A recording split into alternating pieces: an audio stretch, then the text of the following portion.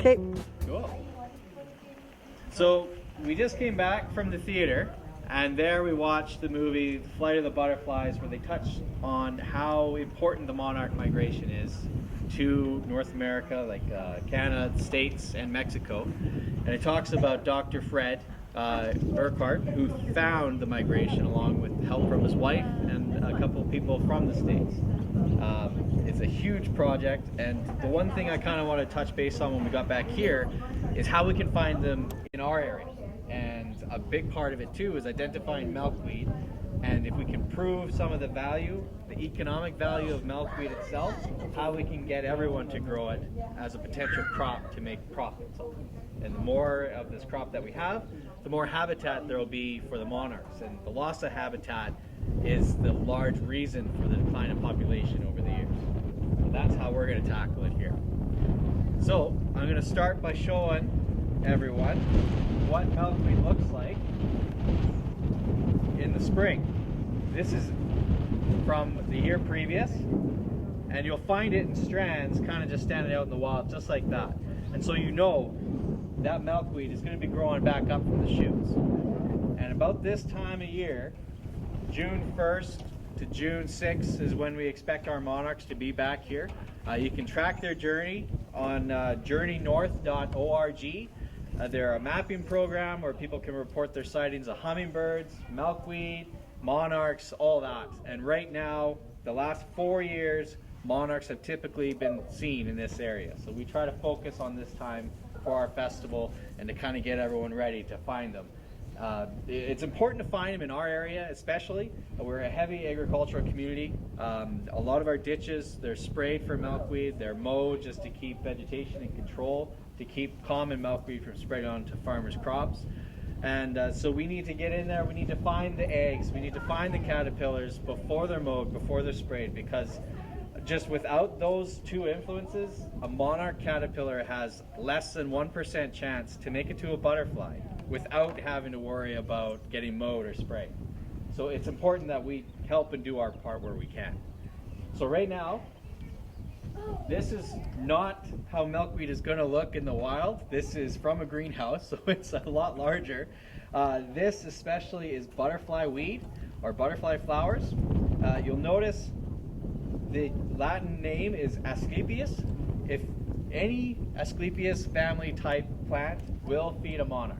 So you don't have to worry about if it says butterfly weed or milkweed or whatever. You just, as long as you see that, you're good to go. It will eat it. So typically with milkweed, monarchs will love to lay it on sprouted milkweed more than established adult plants. But if there's nothing else, they'll pick this too. And when a monarch lays its eggs, it doesn't do it in a batch of 20. It's usually one plant per, it could be like a square meter, it could be 10 square meters, it's whatever she feels. If there's lots, then you can expect it to be spread around.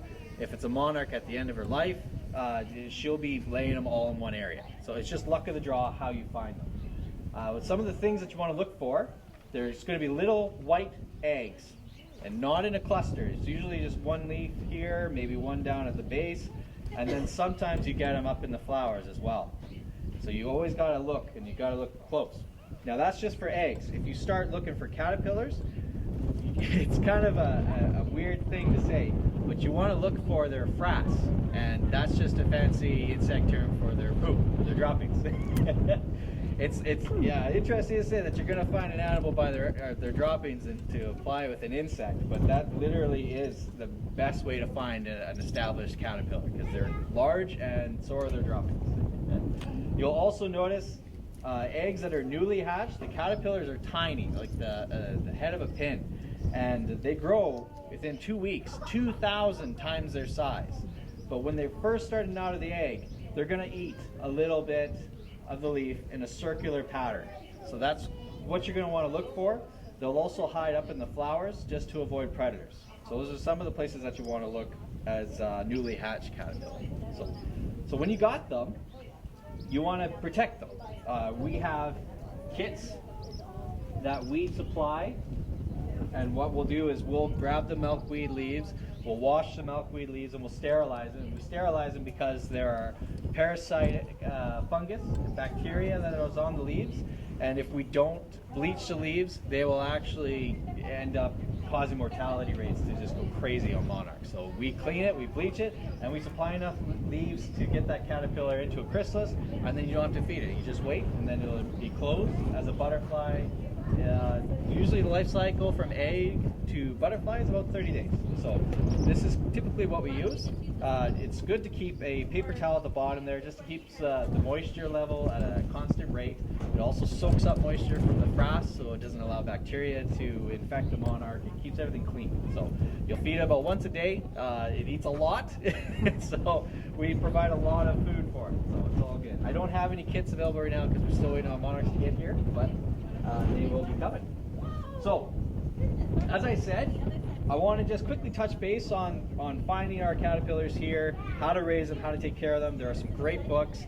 We got videos on our Facebook page. We have cards here if anyone wants to grab one of those.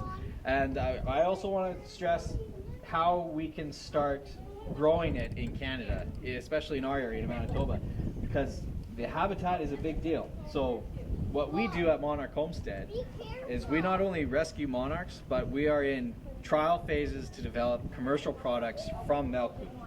And so some of the things that we've done is we've harvested the natural fibers from milkweed stalks. So we take these stalks, and it's much like flax, and we'll decort them. So we do it by hand right now, but there is machines out there that do it automatically. We don't have those right now, but we're just trying to get our hands on some. So we take these fibers and then we clean them just by twisting and shaking. And you can see all that bark kind of flying away, I'm sorry. But it loosens up all the fibers. And then you end up something along these lines where it's softer. And then you process it a little bit further and you can turn into strings and ropes. So they call this cording, hand cording. So it is a little bit of a constructive thing to get used to, but once you got it, you just run with it. It's great. Something to keep people busy, kind of like knitting. So that's just the one side. That's the long stem fibers. And the great part is, everything about the milkweed plant can be harvested after the migration has started. So here, migration starts mid-August to early September. And then you go in and you can harvest this stuff late September. You know you're not going to hurt any monarchs, and you have an economical crop that grows back every year.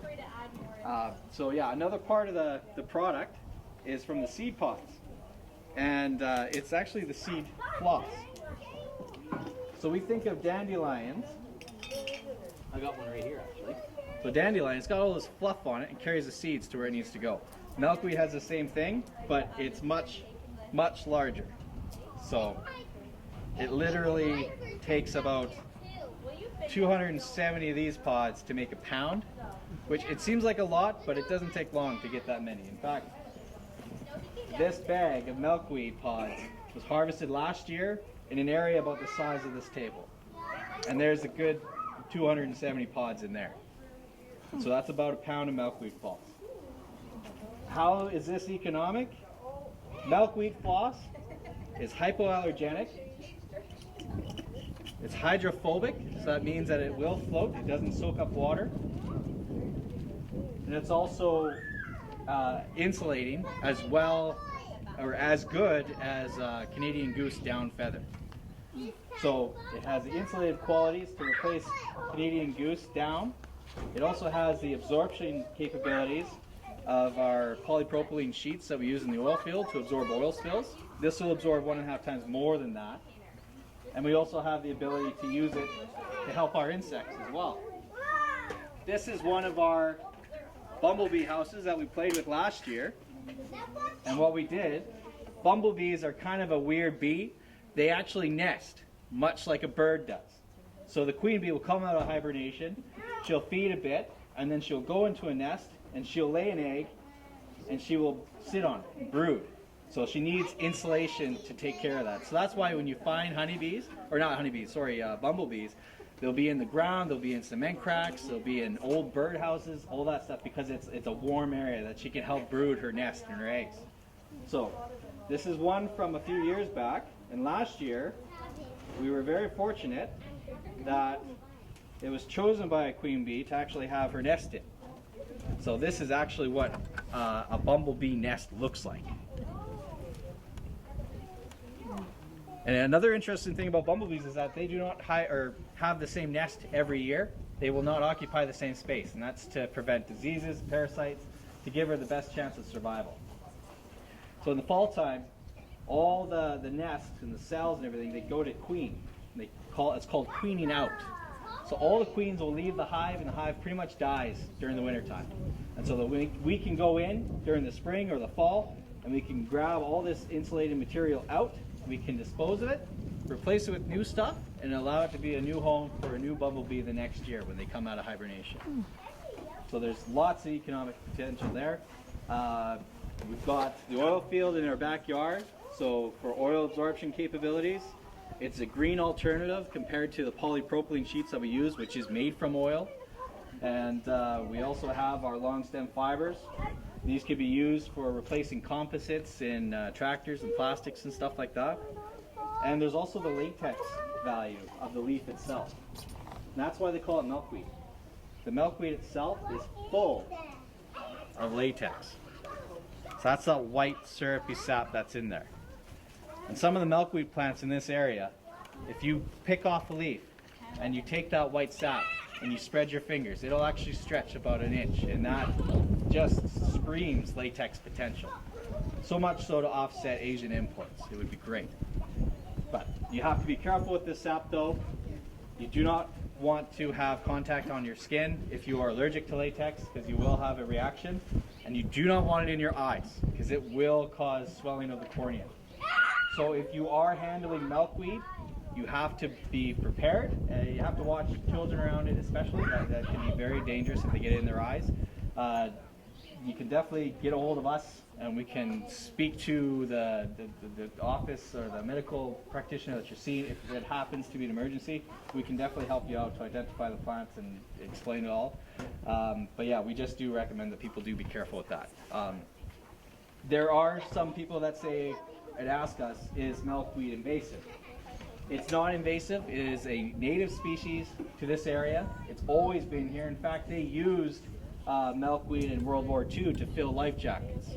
A pound of milkweed floss would keep a grown man afloat for about 4 hours.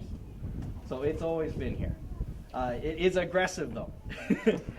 This species here, it will grow fine in a garden. It won't spread that crazy, but common milkweed will be aggressive. It will take over an area. So for sure, I don't recommend people grow it if they want to have a garden right beside it. It will take over. It'll grow every year.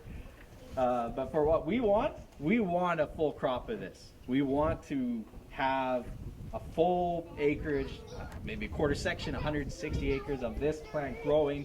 We go in, we harvest all these seed pods before they can spread, and the roots will be contained in that area anyways.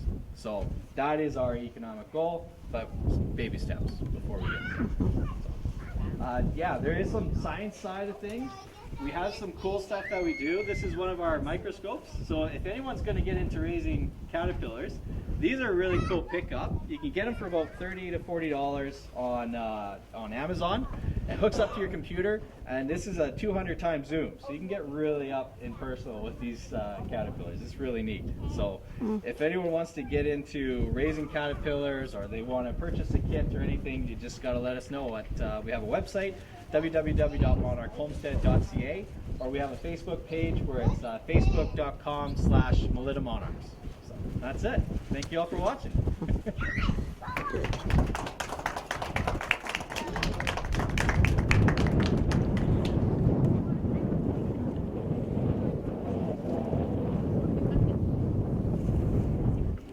Good. Okay.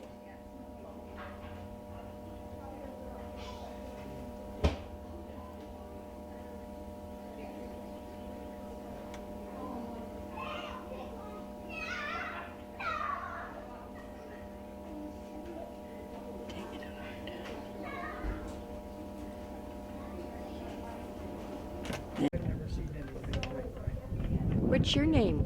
Kenzie, but I don't like the lights. Is the light shining in your face? No, No?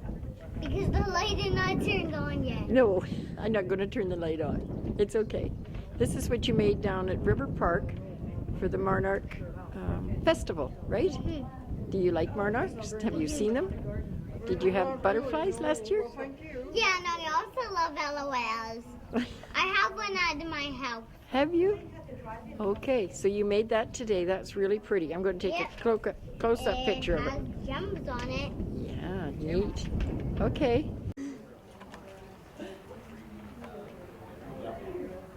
This is 31. These are all the bags that they sell.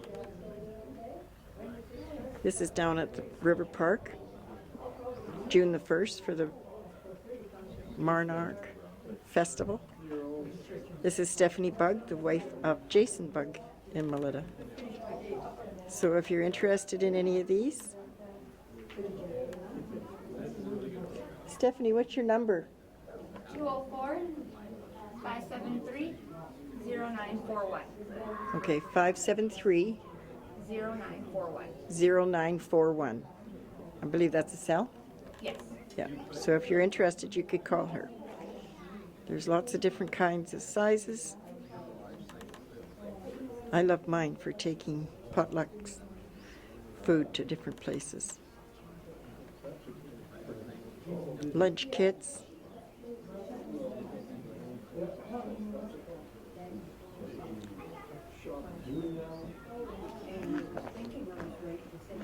Is this part of 31 too, these making memories, or? Yeah. Is it? Nice. Wallets. What else? Is there makeup bags? Yeah. Makeup bags. Do you call that purse or just wallets? Oh, There's a whole bunch of everything. baseball mom. Yeah. Quite popular, isn't it? It is.